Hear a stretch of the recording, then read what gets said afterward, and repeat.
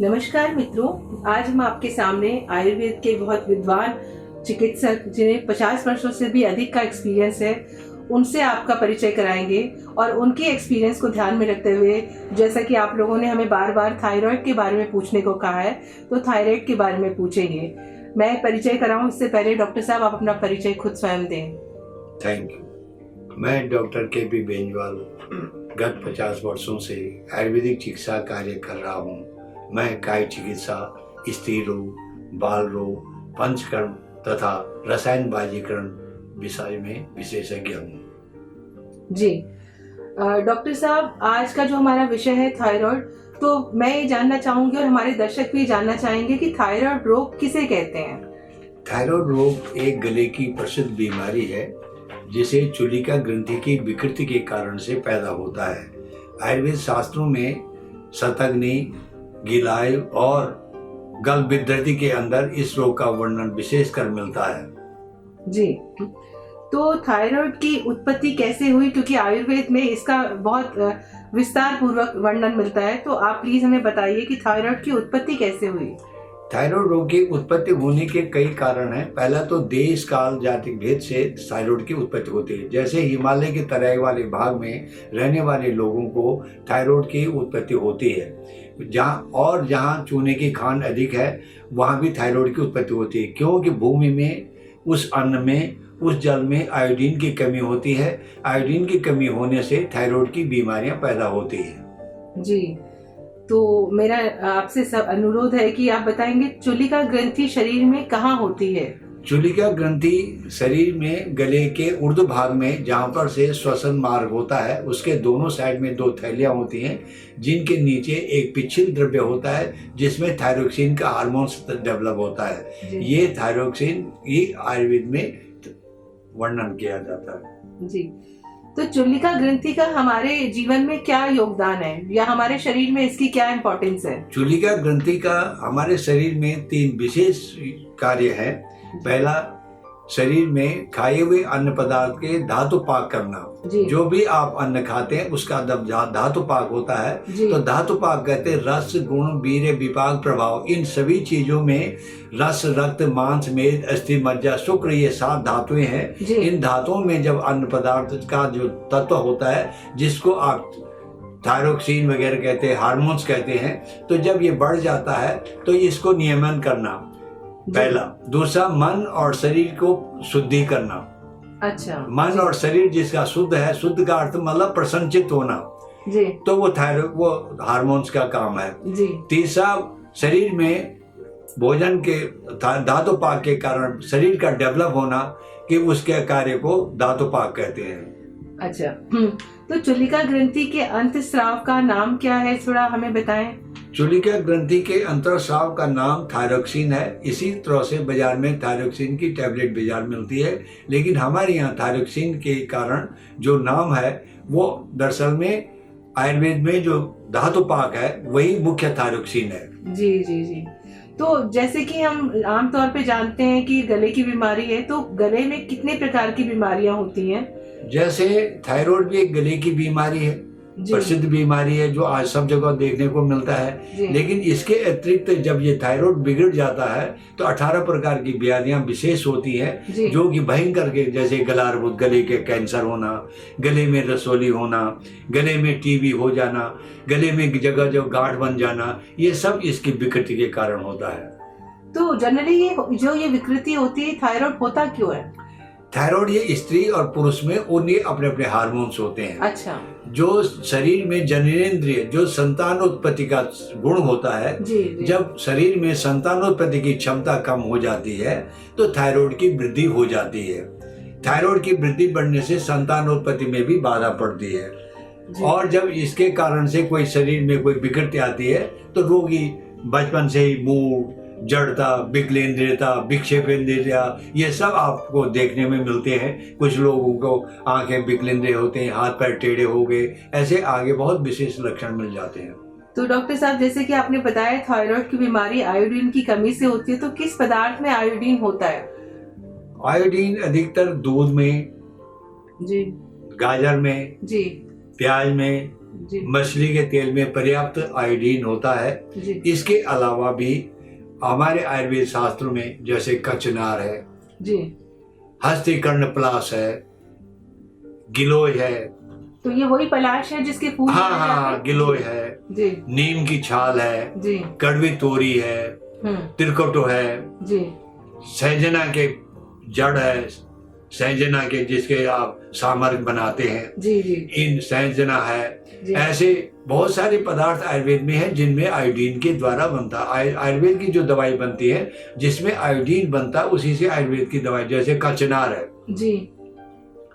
तो कचनार के जो फूल होते हैं कोविदारस्य, आप देखते थे हिमालय क्षेत्र में कोविदारस्य, हिमालय क्षेत्रों के जो एरिया है उसमें कचनार बहुत होते हैं। लोकल भाषा में जैसे आपने गढ़वाल कुमाऊं में कोयरियाल कहते हैं, इसमें 2 पत्ते जुड़े होते हैं, इसमें फूल पहले सफेद रंग के आते हैं, ये कैंसर तक को दूर करता है जी। और हिमालय क्षेत्र में इस रोग का विकृति इसलिए नहीं सुनने मिलता है क्योंकि वहाँ के पशु जानवर जो है कचनार और तिमला उदम्बर जिसका इसका चारा के रूप में खाते हैं और वहाँ के लोग अधिकतर गाय का दूध घी पीते हैं, इसलिए उनको ये रोग कम देखने को मिलता है। जी। थायराइड यानी कि चुलिका ग्रंथि के वृद्धि के क्या रोग होता है? अगर हमारे शरीर में थायराइड की वृद्धि हो जाती है और चुलिका ग्रंथि की वृद्धि हो जाती है तो हमें किस प्रकार के रोग हो सकते हैं? सबसे पहले थायराइड के बढ़ने से शरीर में मोटापन हो जाता है जी। स्वभाव चिड़चिड़ा हो जाता है जी। पसीना अधिक आने लगता है, किसी को भूख अधिक लगती है, किसी को कम लगती है, उंगलियों में वक्रता कंपन हो जाती है, हृदय की गति तेज हो जाती है, धड़कन बढ़ जाती है, थकान महसूस और किसी गर्मी सहन नहीं कर सकता है। जाड़ों के ऋतु मरीज को अच्छा लगता है जी। इसके अलावा थायराइड के रोगी को या तो वो बौना हो जाता है या लंबा हो जाता है और महिलाओं में खासकर ये देखा गया है कि उनको ऋतुस्राव जो 32 साल से लेकर के 40 साल की उम्र या हद होगी 42-43 साल में ही बंद होता है, जिसको मोनोपोज कहते हैं। इसके बंद होने से शरीर में जगह जगह शरीर में चकते हो जाते हैं, शीत पित्त हो जाता है, खुजली हो जाती है, 1-2 घंटे में स्वतः ही शांत हो जाता है। ये मुख्य लक्षण देखने को मिलते हैं। जी डॉक्टर साहब, अभी हमने थायराइड के बारे में और उसकी क्या क्या विकृतियां हैं और उनके ये क्यों होता है इन सब चीज़ों के बारे में जाना।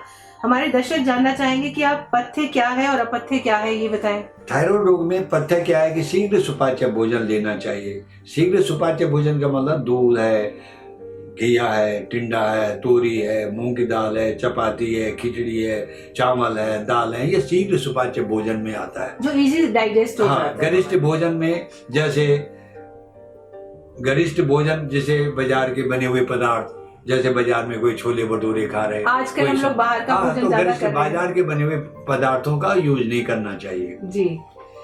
तो अच्छा, आप ये प्लीज बताएं कि ये तो पथ्य हो गया कि हमें बाहर का भोजन ज्यादा नहीं करना चाहिए, अवॉइड करना चाहिए। कोविड में भी लोगों को काफ़ी इन चीज़ों से बहुत सहयोग मिला कि हमारे भारतवर्ष में लोग घर में होममेड फूड और उसमें स्पाइसेस का इस्तेमाल करते रहे, तो काफ़ी हमारे समाज में उसकी वजह से हेल्प मिली। अब आप बताइए प्लीज़ कि थायराइड में हमें चिकित्सा क्या करनी चाहिए? थायराइड की चिकित्सा करने से पहले ये जानना जरूरी है कि रोगी को कब्बरदक पदार्थ कम खाना चाहिए। जी। कब्बरदक पदार्थ कम खाना चाहिए क्योंकि रोग जो है त्रिदोषज होता है, वात पित्त कफ। तो भोजन चिकित्सा करने से पहले सबसे पहले बात को जीतना चाहिए, तत्पश्चात उसका उपाय करना चाहिए। तो वात चिकित्सा में रोगी को अधिकतर चिकित्सा की शुरुआत करें। यदि पंचकर्म करके शरीर शुद्ध करते हैं तो बहुत अच्छा है, लेकिन पंचकर्म करने का समय नहीं मिलता है। अभ्यंग, स्वेदन, बमन, विरेचन, नस्य, अनुवासन, निरोहण, ये पंचकर्म है। यदि इस क्रिया करने में टाइम लगता है, यदि नहीं है तो आप सीधा उपचार भी कर सकते हैं। तो जैसे कचनार गुगुल 2 गोली, कैसोर गुगुल 2 गोली, 4 गोली सवेरे 8 बजे और शाम के 4 बजे गर्म पानी से लीजिए। भोजन के बाद ऐसे बिडंगारिष्ट पी जाइए। बिडंगारिष्ट 4 चम्मच। तो ये हमें आसानी से आम मार्केट में बाजार में आसानी से मिल जाते हैं जी। और निग्रोधादिक्वात है जो कि एंटीसेप्टिक दवाई है, जिसको तो पंचचेरी वृक्ष मानी जिन 5 में दूध निकलता है, जैसे बड़ है, पीपल है, गूलर है, आम है, पिलखन है, ये पंचशीली वृक्ष है, इनकी छाल बाजार में मिलती है। इसका पाउडर लेकर जो मोटा मोटा जौकुट कर ले और इसमें थोड़ी हरड़ बहेड़ा आंवला मिला दें, तो इसको 2 तोला मानी 20 ग्राम, तो 16 गुना पानी में इसको पकाए और पकाते पकाते जब चौथा हिस्सा शेष रह जाए, छन्नी से छानकर कोसा गर्म करके सुबह शाम पिए। इससे गले की सेक होती है, गले में जो कफ बना हुआ जो फेफड़े में जाता है, श्वास लेने में दिक्कत होती है, इसकी शुद्धि होती है और ये एंटीसेप्टिक है। जी, आपने हमें बहुत इम्पोर्टेंट और योगदान दवाइयाँ भी बताई हैं जिनसे हम अपने जीवन यापन में अपने खुशहाली ला सकते हैं। अब मेरा एक अंतिम प्रश्न है डॉक्टर साहब आपसे, क्योंकि हर एक को क्यूरियोसिटी रहती है कि जो उसको रोग है वो असाध्य है या साध्य है। क्या इसका थायराइड को हम जड़ से खत्म कर सकते हैं? हाँ, ये देखा गया है कि मैं अपनी चिकित्सा के अनुसार इसके 50 साल की चिकित्सा में कई रोगी ऐसे आए जो असाध्य थे, लेकिन हमने उसको प्रत्यक्ष में ऐसा है कि इसके लिए कुछ लेप है गले पे लगाने के लिए, जैसे कचनार की छाल 1 चम्मच, जिया पोता या पुत्र जीवक के 8 दाने, तुलसी पत्र 1 चम्मच, तुमरू तेज बल जो हिमालय क्षेत्र में होता है उसकी छाल का पाउडर 1 चम्मच, शहद 3 चम्मच, और फिट गंधक 1 मासा या 1 ग्राम, और फिटकरी 1 ग्राम। इसको शिला पर अच्छी तरह खरल में पीस लें और इसमें 3 चम्मच शहद मिलाकर गले पर लेप करें और 1 घंटे धूप में लेटें। अच्छा, तो ऐसा महीने में 4 बार करें तो ये गले की ग्रंथि, अपची, अर्बुद, गंडबाला, ये जितने भी कैंसर ऐसा करने तो सभी रोग खत्म ये सब ठीक हो सकते हैं, क्योंकि पसीना आना चाहिए। गले की विकृति दरअसल में ऊर्ध्वगत भाग में होता है, ये कफ की विकृति के कारण है, इसमें कफ ज्यादा होता है।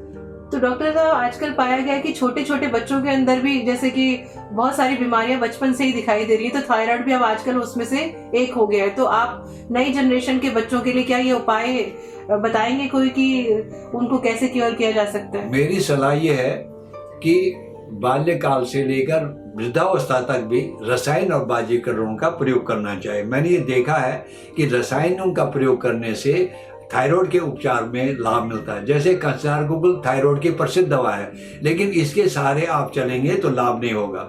जैसे डॉक्टर लोग कोई बीकासूल कैप्सूल देते हैं, तो आयुर्वेद में रसेंद्र चूड़ामणि रस और कुष्ठरोधक रस, ये दोनों रस तो समुचय ग्रंथ के आधार पर है और बहुत बहुमूल्य है। इसमें स्वर्ण भस्म है, लोह भस्म है, अभ्रक भस्म है, भंग भस्म है, चांदी भस्म है, ताम्र भस्म है, जायफल है, जावित्री है, लौंग है, दालचीनी है, अगरकरा, ऐसे विभिन्न प्रकार की औषधियों से दवाई तैयार की जाती है और उसके साथ ये दवाई कचनार गुगुल के साथ दिया जाए तो ये रोगी को ठीक करता है। क्योंकि थायराइड रोगी में संतानोत्पत्ति का निश्चित ज्ञान बढ़ना चाहिए, तो ये दवाई अगर बाल्यकाल से चल रहे हैं तो बच्चों को या महिलाओं को जिनको भी लाभ मिलता है, स्वस्थ रहता है।